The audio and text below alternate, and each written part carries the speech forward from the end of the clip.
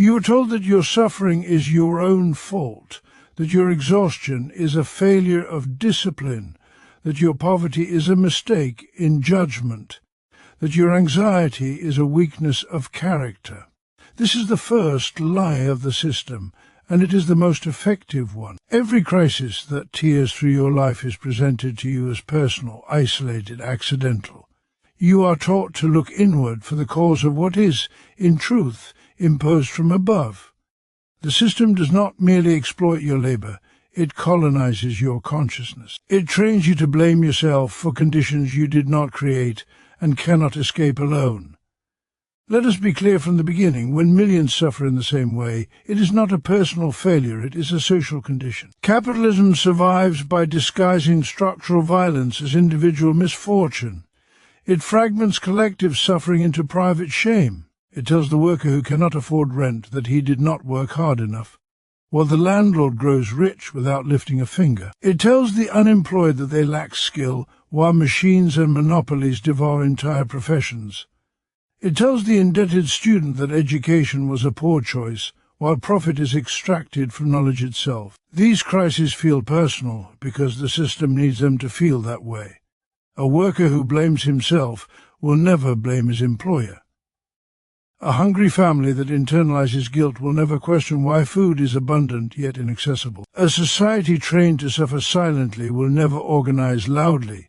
Under capitalism, crisis is not an exception. It is a function. The ruling class presents economic collapse, unemployment, inflation, and insecurity as unfortunate accident storms that come from nowhere and spare no one. This is another lie. Crises are not natural disasters. They are the predictable results of a system built on exploitation, accumulation, and inequality. Capitalism does not malfunction during crisis. It reveals its true nature. The worker sells his labor to survive. The capitalist buys that labor to extract value. From this unequal exchange arises profit, and from profit arises power. This power concentrates relentlessly, turning human needs into commodities and social life into a marketplace. Housing becomes an investment, healthcare a privilege, education a debt, time itself a commodity measured and sold. And when this system collapses under its own contradictions, it does not punish those who cause the collapse. It punishes those who live by their labor. Factories close, wages stagnate, prices rise but profits are protected. Workers are told to tighten their belts while executives receive bonuses. Entire populations are sacrificed to preserve markets, currencies, and shareholder confidence. This is not mismanagement. This is class rule. You feel the crisis in your body, in your fatigue, your fear, your constant uncertainty. But the crisis does not originate there. It originates in the relations of production, in a system where the many produce wealth and the few own it. Capitalism isolates the worker not only economically but socially. It pits worker against worker, nation against nation, race against race, gender against gender, anything to prevent the formation of a unified class consciousness. Division is not accidental, it is strategic. A fragmented working class is easier to control than a united one. This is why you are told to compete rather than cooperate, to hustle rather than organize, to adapt rather than resist, to survive rather than transform. But history teaches us a different lesson. Every advance made by the working class, every reduction in working hours, every safety regulation, every social right was not gifted by benevolent rulers. It was seized through struggle. Rights are never granted voluntarily by those who profit from denying them. They are won through collective action, solidarity, and organized resistance. The ruling class fears one thing above all else, a working class that understands itself as a class. When workers recognize that their individual suffering shares a common cause, shame transforms into anger, isolation transforms into solidarity. Despair transforms into power. The moment you stop asking, what is wrong with me, and begin asking, what is wrong with this system, you take the first step toward liberation. Do not be deceived by calls for patience. Patience had always served the oppressor. You are told to wait for recovery, for reform, for the market to correct itself. But the market corrects nothing. It exploits, expands, and collapses again and again, leaving workers to pay the price each time. Real change does not come from moral appeals to those who benefit from injustice. It comes from material pressure applied by organized people. The working class must cease to see itself as a collection of individuals struggling alone and recognize itself as a historical force capable of reshaping society. You are not powerless because you are weak. You are rendered powerless because you are divided. The factory worker, the farmer, the teacher, the delivery driver, the unemployed, the precarious, all are bound together by the same economic chains. Your labor sustains society. Without it, nothing moves, nothing is produced, nothing survives. The true creators of wealth are those who work, not those who own. A society organized around human need rather than private profit is not a dream, it is a necessity. A system where production serves life, instead of subordinating life to production, is not utopian, it is rational. The abolition of exploitation is not chaos, it is justice. Every crisis you endure is a message written in suffering. This system cannot be reformed into humanity. It must be transformed. Let the crises that were meant to break you become the evidence that awakens you. Let the personal pain imposed by an impersonal system forge a collective will. Let the realization spread from worker to worker, from street to street, from nation to nation. We have nothing to lose but the conditions that enslave us. The future will not be delivered by markets or granted by elites. It will be built by those who work, struggle, and organize together. And when the working class rises not as isolated victims, but as a united force, every crisis that once felt personal will be revealed for what it truly was, a symptom of a dying system, and the birth pains of a new world. Personal suffering under capitalism is deliberately framed as a private matter, a consequence of individual weakness, poor decisions, or insufficient effort, because this framing protects the system from scrutiny. When a worker is exhausted, anxious, or unable to survive on wages that barely cover necessities, the dominant narrative insists that the problem lies within the individual rather than within the economic structure that governs their life. This ideological maneuver is not accidental. It is a fundamental mechanism through which capitalism maintains control, shifting attention away from exploitation and towards self-blame. By individualizing suffering, the system dissolves the possibility of collective resistance and transforms structural injustice into personal shame. Capitalism organizes society around the private ownership of the means of production, forcing the majority to sell their labor in order to live. This relationship is inherently unequal. The worker produces value but does not control it, while the capitalist appropriates surplus value and accumulates wealth without participating in productive labor. From this imbalance emerges a permanent state of insecurity for those who work. Wages are never determined by human need but by market calculation, ensuring that survival remains conditional and uncertain. When survival itself is unstable, anxiety becomes a permanent feature of daily life, not as a psychological anomaly but as a rational response to material conditions. Under such a system, unemployment is presented as a personal catastrophe rather than a structural necessity. Capital requires a reserve army of labor to discipline those who remain employed, keeping wages low and obedience high. When workers lose their jobs due to automation, outsourcing, or economic crisis, they are told to retrain, adapt, or accept lower standards of living, as though the disappearance of work were a moral failing. The reality is that capitalism produces unemployment as efficiently as it produces commodities, because scarcity of work strengthens the power of capital over labor. The suffering that follows is not accidental but functional. Debt operates in the same manner, transforming social needs into personal burdens.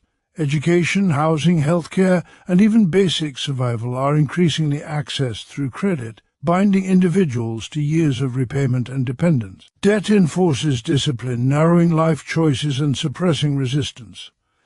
A worker burdened by loans cannot afford to strike, to refuse exploitation, or to imagine alternatives. When debt becomes unbearable, the individual is blamed for irresponsibility, while the system that commodified essential services escapes accountability. This quiet violence penetrates daily life, shaping decisions, limiting horizons, and normalizing despair. Mental and emotional suffering under capitalism is similarly depoliticized. Burnout, depression, and chronic stress are treated as medical or personal issues, divorced from the economic structures that generate them. Workers are encouraged to practice self-care, resilience, and positive thinking, while the conditions that exhaust them remain untouched. This approach pathologizes the individual while absolving the system. The problem is never the length of the workday, the precarity of employment, or the constant threat of poverty, but the worker's inability to cope. In this way, capitalism transforms its own brutality into an internal conflict within the individual. Even poverty itself is moralized. The poor are portrayed as lazy, unproductive, or undeserving, despite living in a system that concentrates wealth in the hands of a few and restricts access to resources for the many. This narrative serves a dual purpose. It justifies inequality while disciplining those who fear falling into poverty themselves. Workers are compelled to accept exploitation not because it offers dignity, but because the alternative has been stigmatized as personal failure. The fear of social exclusion becomes a powerful tool of control, reinforcing obedience through shame. This individualization of suffering fragments the working class. Each worker is encouraged to see their hardship as unique, preventing the recognition of shared conditions and common interests. When suffering is privatized, solidarity becomes difficult. The worker competes with others for survival rather than uniting against the system that exploits all. Capitalism thrives on this fragmentation, as divided workers cannot collectively challenge the relations of production that bind them. Isolation is not a side effect of the system, but one of its essential features. Yet the universality of suffering under capitalism reveals its true nature. When millions experience the same anxieties, insecurities, and deprivations, the cause cannot be individual. It must be systemic. The repetition of these conditions across industries, nations, and generations exposes the underlying structure that produces them. Recognizing this transforms suffering from a source of shame into a source of understanding. The moment the worker understands that their pain is socially produced, it loses its power to isolate and begins to connect. This realization carries profound political significance. It shifts consciousness from self-blame to structural critique, from resignation to resistance. The worker no longer asks how to adapt to exploitation, but why exploitation exists at all. In this shift, suffering becomes not a private burden, but a collective experience with collective causes. Such awareness is the foundation of class consciousness, the understanding that individual lives are shaped by social relations that can be changed. Capitalism depends on convincing workers that there is no alternative, that suffering is inevitable, and that responsibility lies with the individual. To reject this lie is to take the first step toward emancipation. When workers recognize that their pain is not a personal failure but a systemic condition, they reclaim the ability to imagine a different social order. They begin to see themselves not as isolated survivors, but as participants in a shared struggle rooted in material reality. The exposure of personal suffering as a social product undermines the moral authority of capitalism itself, a system that generates widespread misery while promising freedom and prosperity reveals its contradictions in lived experience. Each exhausted body, each indebted life, each anxious worker becomes evidence of a structure that prioritizes profit over humanity. This evidence accumulates not in abstract theory but in everyday existence, creating the conditions for collective awareness and organized opposition. Economic crises are not abnormalities within capitalism but expressions of its internal logic, emerging from the very mechanisms that allow it to function. Capitalism is driven by the pursuit of profit, the endless accumulation of capital, and the expansion of markets. Yet these forces inevitably collide with the limits of human consumption and social organization. Production expands without regard for need, while wages are suppressed to maximize surplus value, creating a contradiction in which workers cannot afford to buy the very goods they produce. This contradiction does not appear suddenly or accidentally. It builds gradually and erupts periodically, revealing that instability is not a failure of the system, but one of its defining features.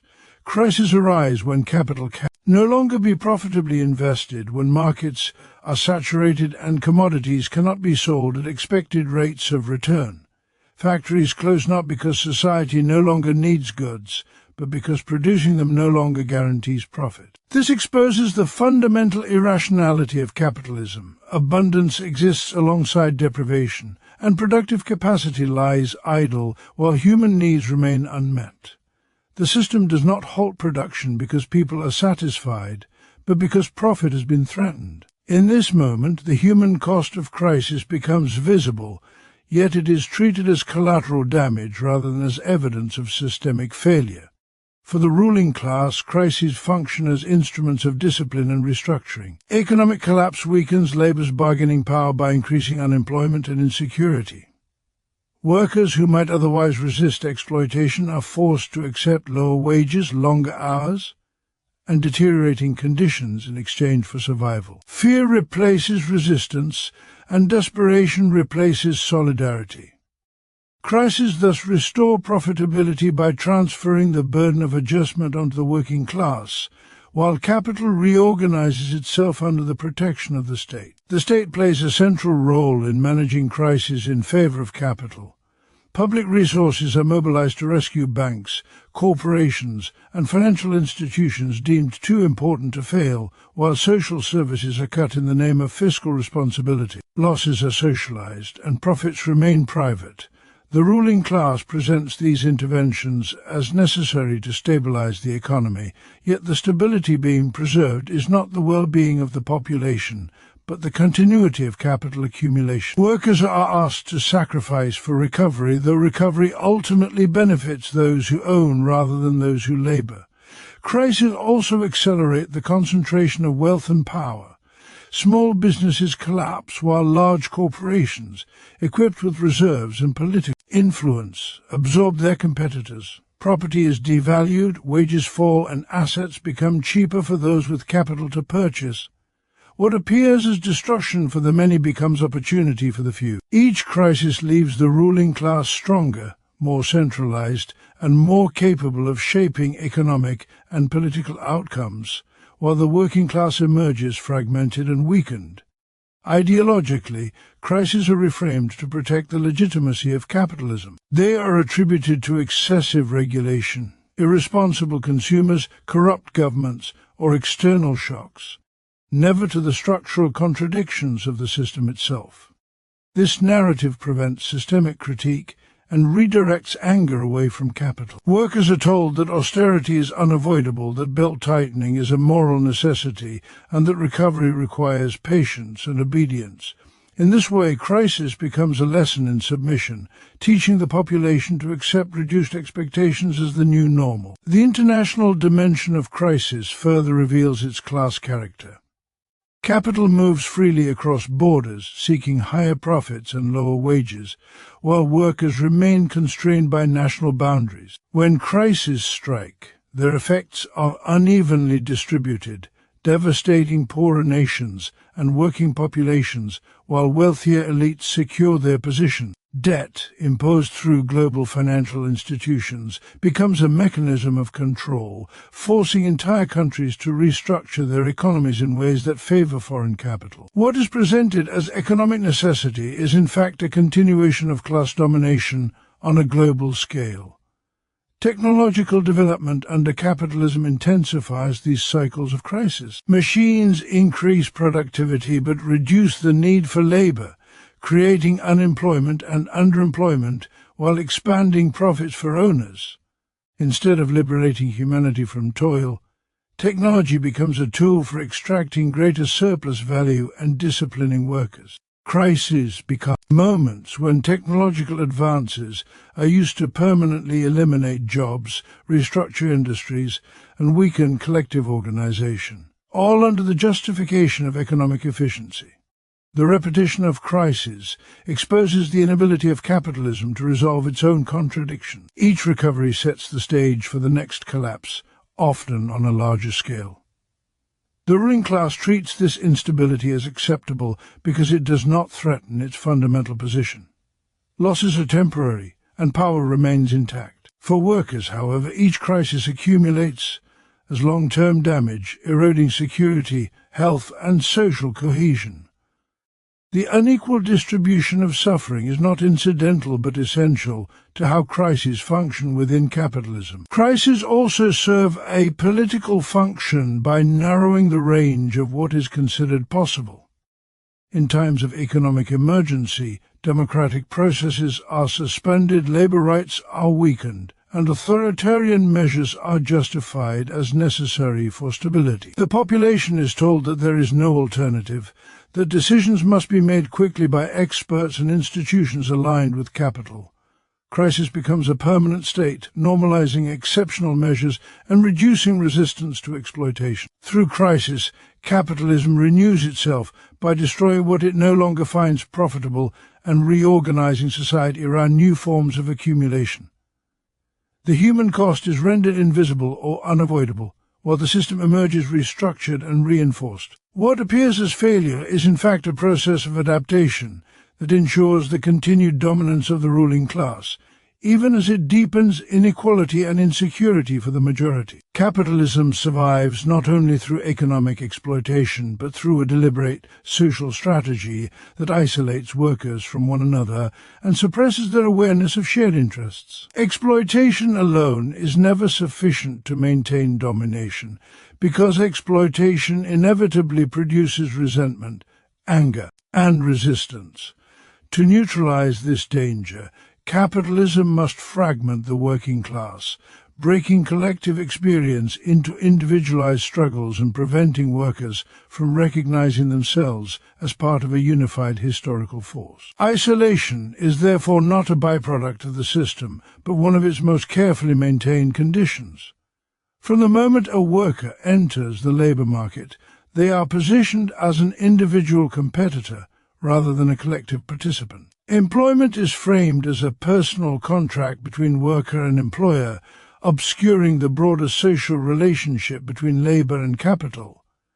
Each worker negotiates alone, fears replacement alone, and bears the consequences of exploitation alone. This individualization disguises the fact that wages, working conditions, and job security are determined not by personal merit but by structural power relations. When workers see themselves as isolated actors, they are less likely to perceive exploitation as a shared condition requiring collective action.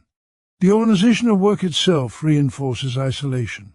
Workers are separated by departments, shifts, contracts, and employment status. Permanent workers are set against temporary ones, full-time against part-time, documented against undocumented.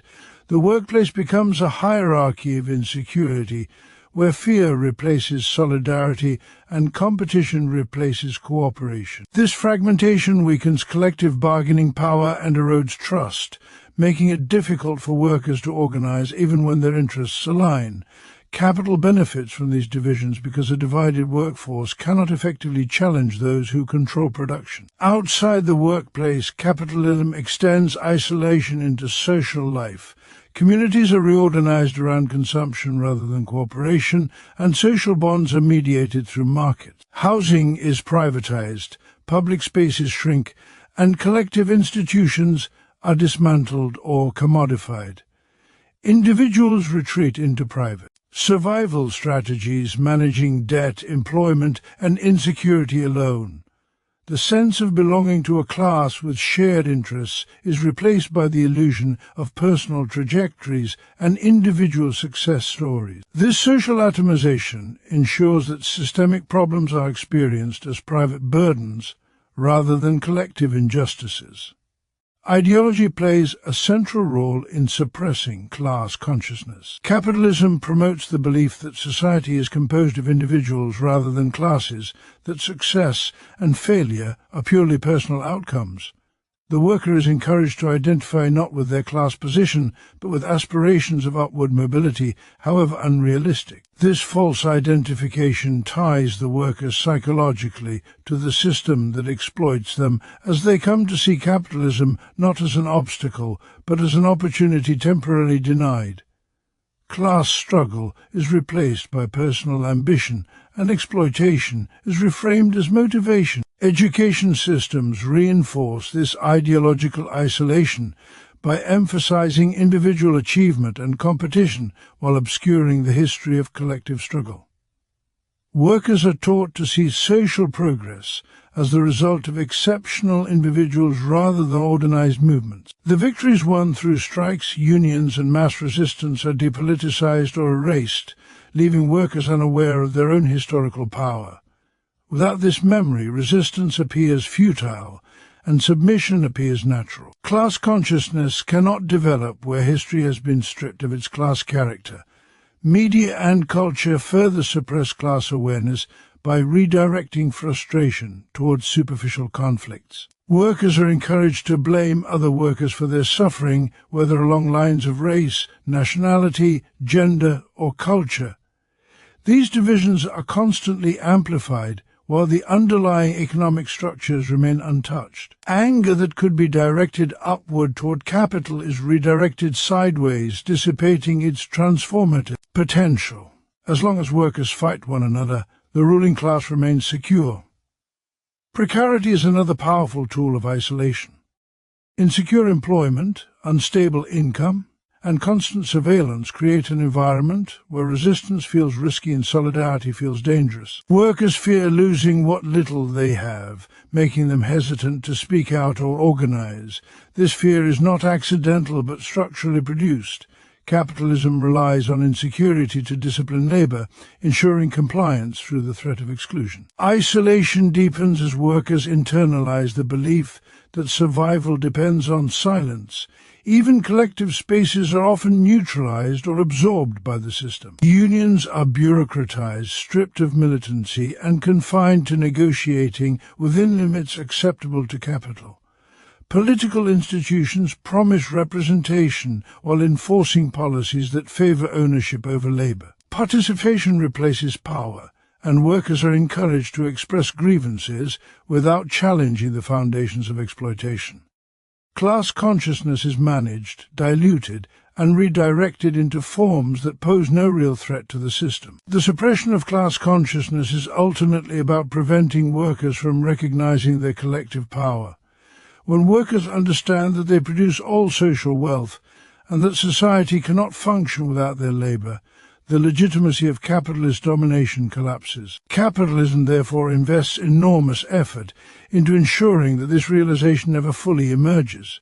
Isolation keeps workers fragmented, ideology keeps them confused, and insecurity keeps them obedient.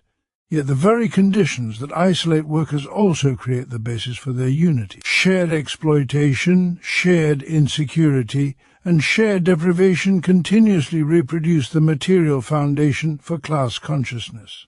The task of capitalism is not to eliminate this foundation, but to obscure it, to keep workers from seeing that their individual struggles are expressions of the same social relation, that their isolation is imposed rather than natural, that their power lies not in individual escape, but in collective recognition and action. Collective organization and solidarity are the only sources of real working-class power, because the worker, taken individually, possesses nothing but labor power, while capital commands wealth, institutions, and coercive authority. Alone, the worker confronts the employer as an unequal, dependent, and replaceable figure.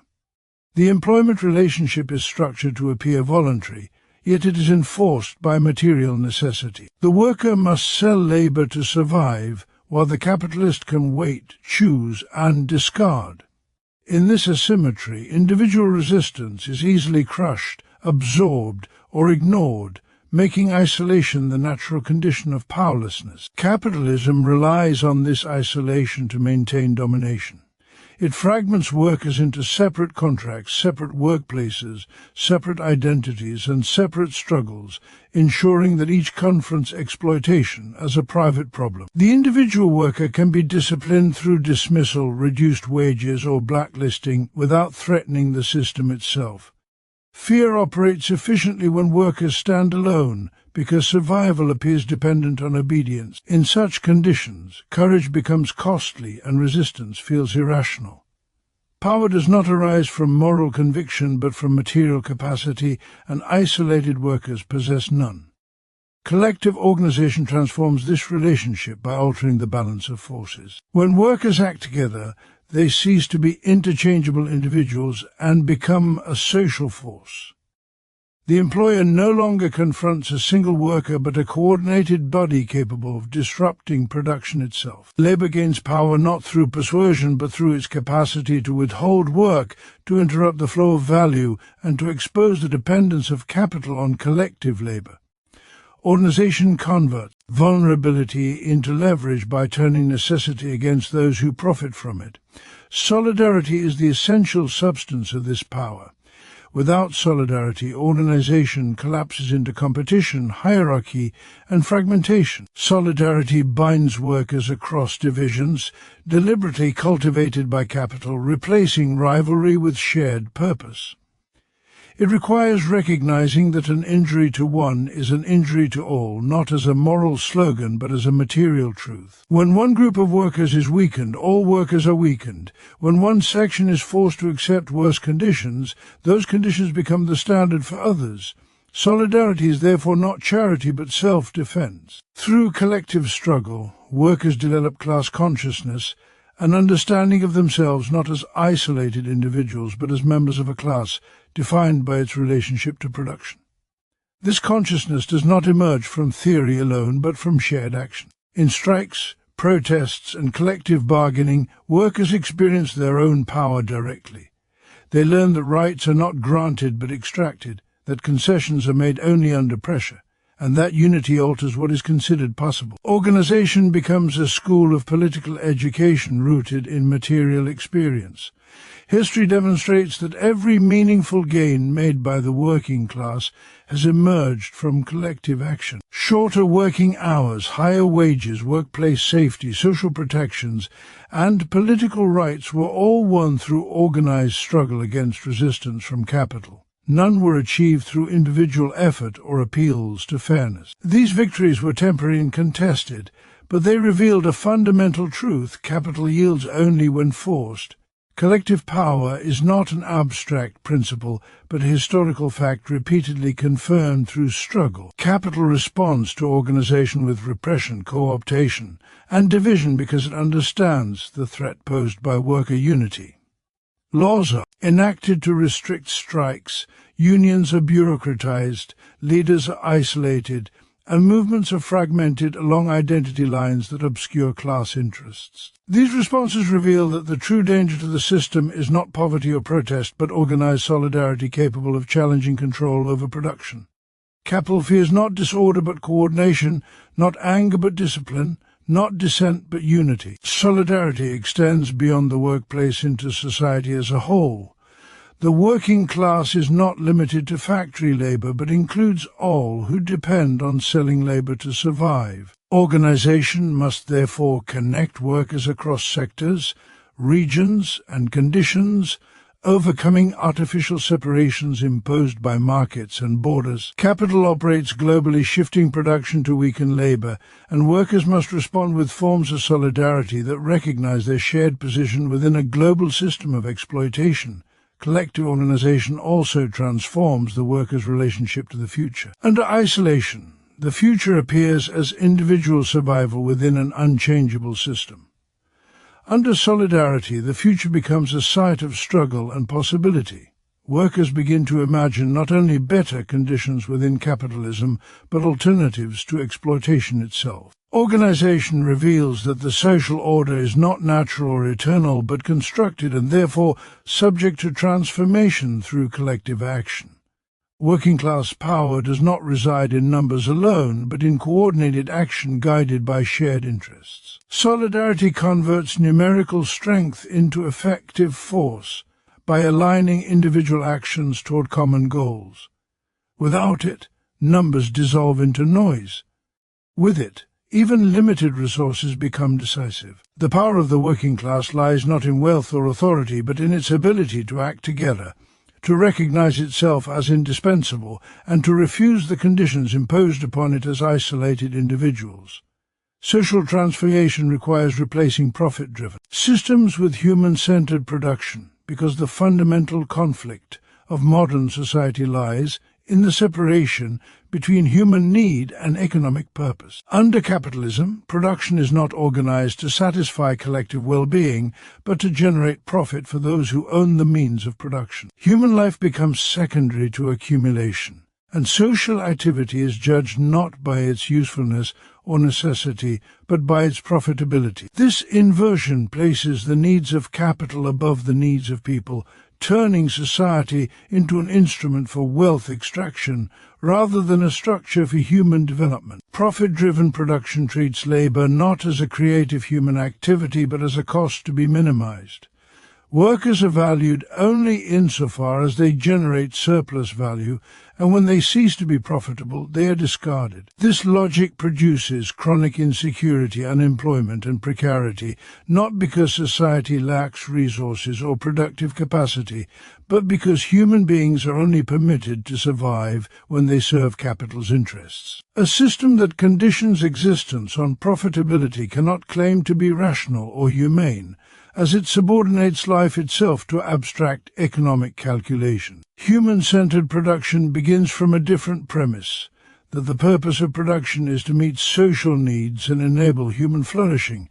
This requires abolishing the dominance of profit as the guiding principle of economic life. Instead of asking whether an activity generates returns for investors, society must ask whether it improves living conditions, expands freedom, and sustains collective well-being. Such a shift challenges the very foundation of capitalist logic, which equates value with exchange rather than with use.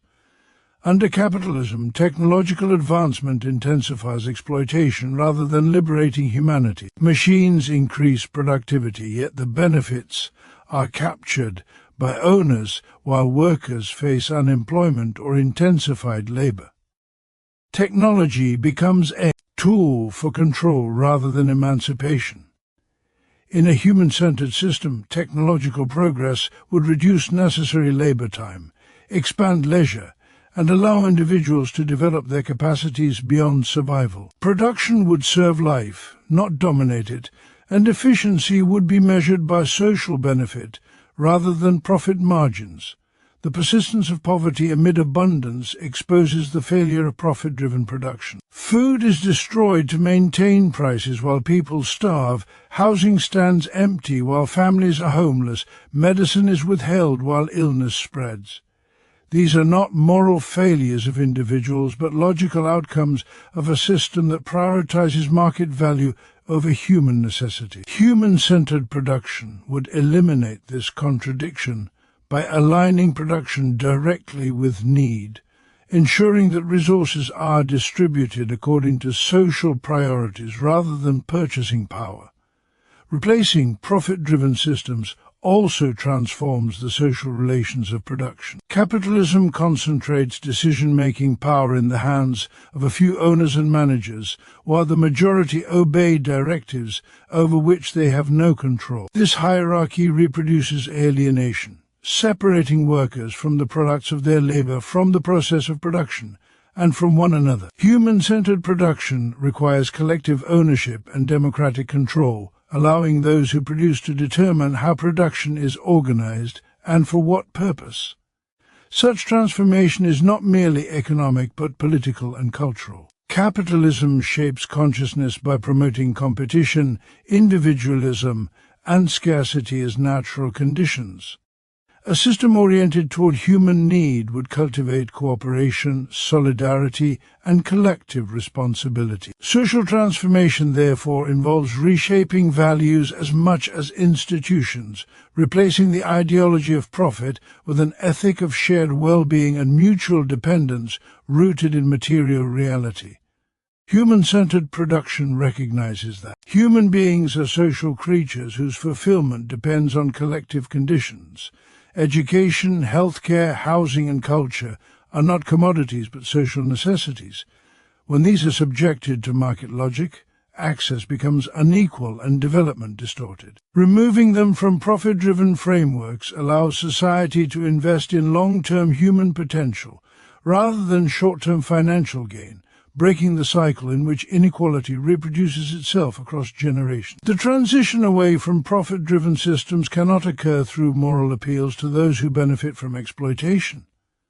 It requires organized collective action capable of restructuring ownership and power. The ruling class will not relinquish control voluntarily, as profit is not merely income but authority over social life. Human-centered production, therefore, presupposes a redistribution of power, placing control of production in the hands of those who labor rather than those who extract value. Social transformation grounded in human-centered production is not an abstract ideal but a practical necessity imposed by the contradictions of capitalism itself. Environmental destruction, economic instability, and mass alienation reveal the unsustainability of a system driven by endless accumulation. Production organized for human need offers a rational alternative capable of sustaining both society and nature, reconnecting economic activity with the conditions of life that make it possible. When production is liberated from the compulsion to generate profit,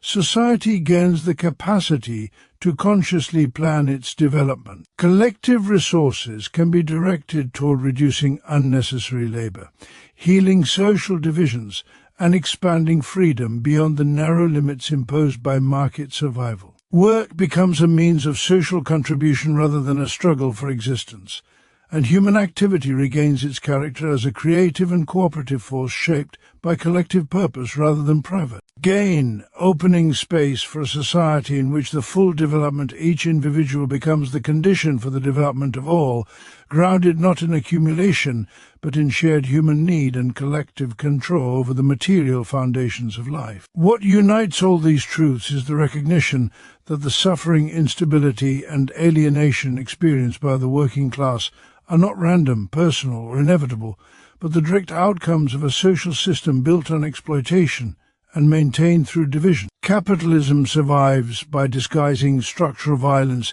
as individual failure, by turning crises into tools of discipline, by isolating workers from one another, and by subordinating human life to profit. Against this machinery of domination stands only one real force, the conscious, organized, and united working class.